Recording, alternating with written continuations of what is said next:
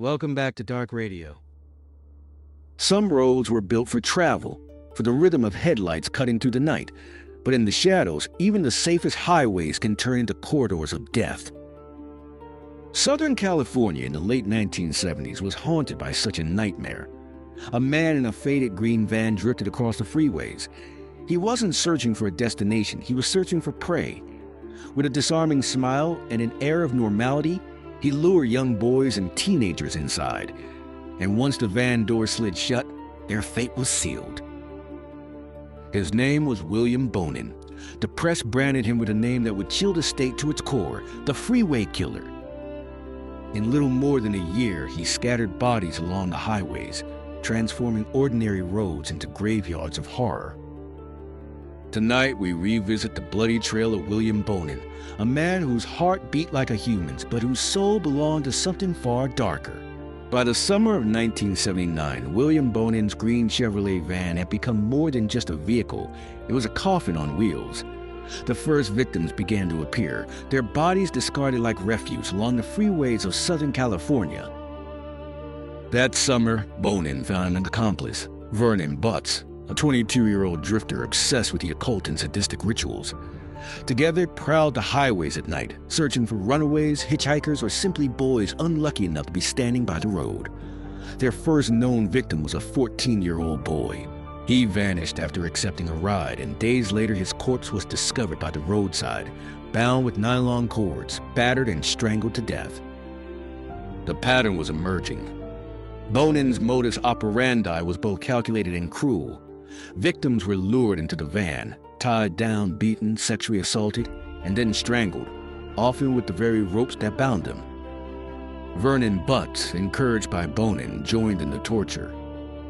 What should have been acts of human connection became grotesque rituals of dominance and death, and when the last breath left their bodies, Bonin slid open the van door and cast the victims out onto the freeway's edge, abandoning them as if they were worthless. Throughout late 1979, body after body turned up. Teenagers, 15, 16, 17 years old, one after another. At first, newspapers reported the discoveries as isolated tragedies. The body of a youth was found along the freeway. But as the months passed, the headlines became more frequent. Los Angeles was beginning to whisper of something sinister stalking the highways. In August 1979, the murder of David Murillo, a 17-year-old, sent shockwaves through the community. His body was found near the Santa Ana Freeway, showing signs of brutal assault before strangulation. Detectives began to suspect a serial predator, but connections were fragile. Without DNA technology or centralized databases, all they had were repeating patterns. Nylon cords, bruised bodies, and lifeless faces left beside the pavement. Bonin was emboldened. He began recruiting more young men into his orbit, Gregory Miley, 18, and later James Monroe, 19. To them, he offered companionship mixed with terror. He reminded them, if we don't kill, they'll turn us in. Under his influence, these confused and weak-willed youths became willing accomplices in slaughter.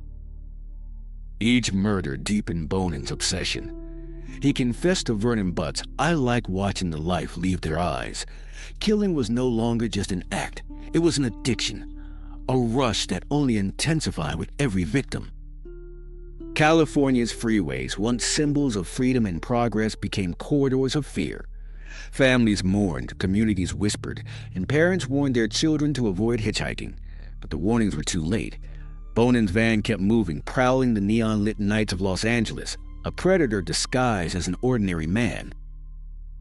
By the end of 1979, at least 10 teenage boys had been murdered.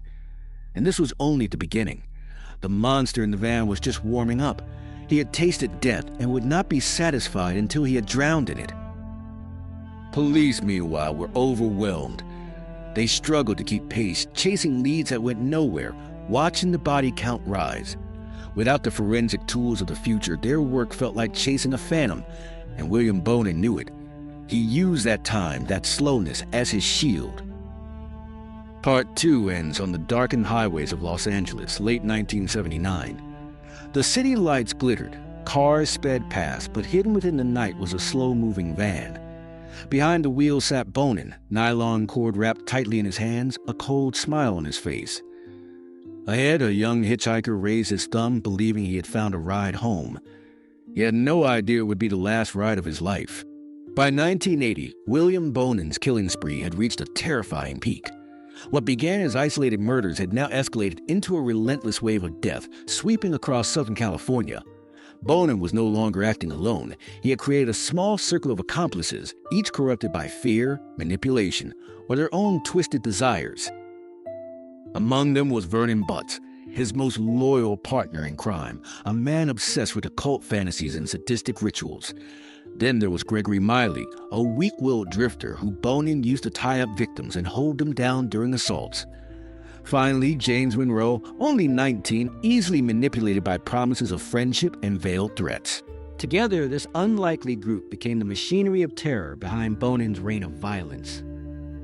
From February to June of 1980, the killings came with chilling regularity, sometimes one every week. All victims were teenage boys aged between 12 and 19. The methods were unmistakable: bound with nylon cords, beaten, sexually assaulted, and strangled. In some cases, Bonin used a tire iron to inflict fatal blows before tightening the rope around their necks. One murder stood out in its brutality: the killing of Darrell Grisham, a 15-year-old hitchhiker. Bonin and Miley abducted him, tortured him for hours in the van, and then strangled him. His body was dumped in an open field. The next day, children stumbled upon his remains while playing nearby. That horrific discovery scarred them for life. Bonin was becoming bolder, almost arrogant. He began dumping bodies in locations where they would be easily found, as if mocking the police and the public. His actions turned Los Angeles into a city of fear. Parents warned their sons never to hitchhike. Teenagers whispered to each other about the Freeway killer, a predator no one could see but everyone could feel. In a conversation with Vernon Butts, Bonin chillingly declared, "I could kill one every day if I wanted. The cops can't touch me." And for a time it seemed true. Police departments were overwhelmed, juggling multiple cases with little forensic science to rely on. DNA testing did not yet exist. Computers could not yet cross-reference details between precincts. All they had were patterns: male teenagers discarded along highways bound with nylon. It was enough to fuel suspicion, but not enough to stop the killings. By May 1980, Bonin and his accomplices claimed another victim, Stephen Wells, 18. Unlike many of the others, Stephen was not a nameless drifter. He was a boy with friends, family, and a life that mattered deeply to those around him. Lured into Bonin's apartment by James Monroe, Stephen was beaten, assaulted, and killed. His body was later dumped along the freeway. The community's reaction was explosive. This time, the horror felt close to home. In just the first half of 1980, Bonin killed at least 10 boys. By now, his total number of victims had exceeded 20. Newspapers no longer whispered. They screamed, "Freeway killer stalks Los Angeles." Bonin's arrogance was his shield. He believed he was untouchable, that the van was his fortress, that no one could trace him. But in his overconfidence, he left behind patterns, ropes, witnesses, discarded bodies that investigators were slowly piecing together. Part 3 closes with Bonin behind the wheel of his green van, nylon cord wrapped tightly in his hands, cruising the highways under the glow of streetlights. He believed he was unstoppable, that his hunger could never be contained. But in the shadows, eyes were watching. Detectives were closing in, and the monster of the freeway was about to learn that even predators can be hunted. As the name Freeway Killer spread through headlines, the pressure on California law enforcement intensified. The body count was rising, the public was terrified, and investigators faced an unprecedented challenge: a killer who seemed invisible, slipping through the city's streets and highways with chilling ease. The turning point came in the spring of 1980, when witnesses reported seeing a green Chevrolet van near a body dump site. The description matched the vehicle Bonin used. What seemed like a minor detail, a van on the road, suddenly became a vital clue, the thread police could pull to unravel a complex web of terror.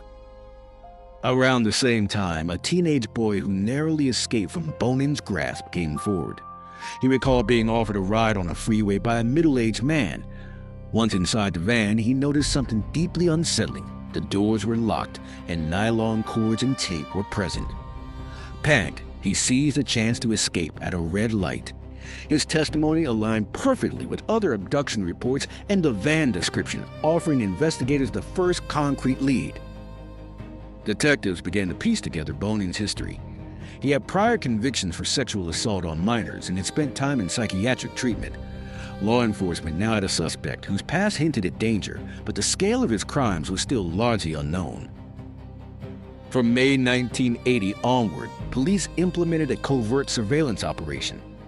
Officers followed the green van discreetly, documenting Bonin's movements night after night.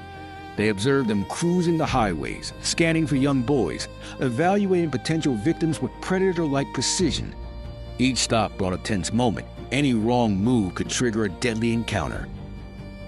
One night in June, Bonin nearly abducted a boy under the watchful eyes of police.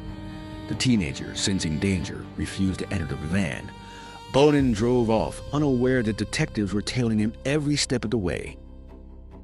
During the investigation, police quietly approached James Monroe and other acquaintances of Bonin. Piecing together witness statements and subtle details, they began to construct a chilling profile, a methodical, remorseless killer with accomplices under his control. Monroe, young and fearful, began to waver under pressure, providing critical information that brought law enforcement closer to their target.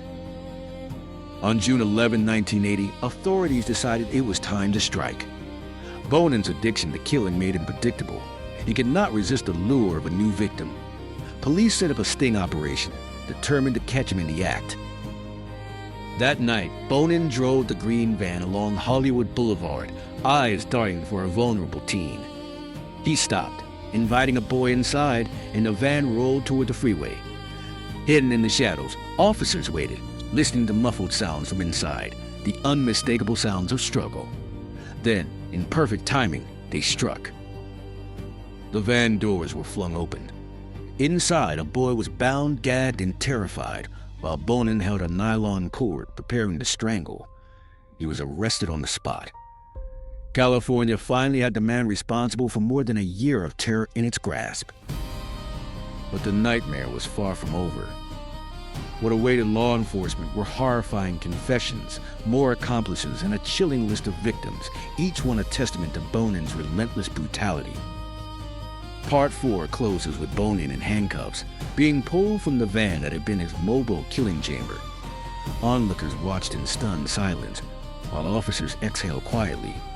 The Freeway killer was captured, yet the shadow of fear he cast over Southern California's highways would linger long after his arrest. William Bonin had been captured, but the story of horror was far from over. The real nightmare awaited in the interrogation room. No longer behind the wheel of his green van, Bonin remained a predator, his sadistic nature fully intact, ready to spill the darkness within with every word. From the very first sessions, investigators recognized the danger of his intellect and manipulation. Bonin knew how to control the narrative, instill fear, and keep others silent, but the weight of irrefutable evidence, combined with witness testimonies from Vernon Butts, Gregory Miley, and James Monroe, forced him to begin revealing the gruesome details of his crimes. During long, tense interrogations, Bonin recounted his murders with chilling precision. He described how he selected victims along the highways, lured them into his van, restrained them with nylon cords, and used both physical violence and sexual assault to assert total control. He even admitted the perverse satisfaction he derived from watching the life drain from their eyes. Every word he spoke was a test of the investigators' nerves, forcing them to write down every horrifying detail to piece together the scale of his atrocities. Some victims, according to Bonin, were held captive for hours in the van, beaten, sexually abused, and mentally tortured. After he completed his acts, he disposed of the bodies along the freeway as if they were nothing more than discarded objects. He showed no remorse.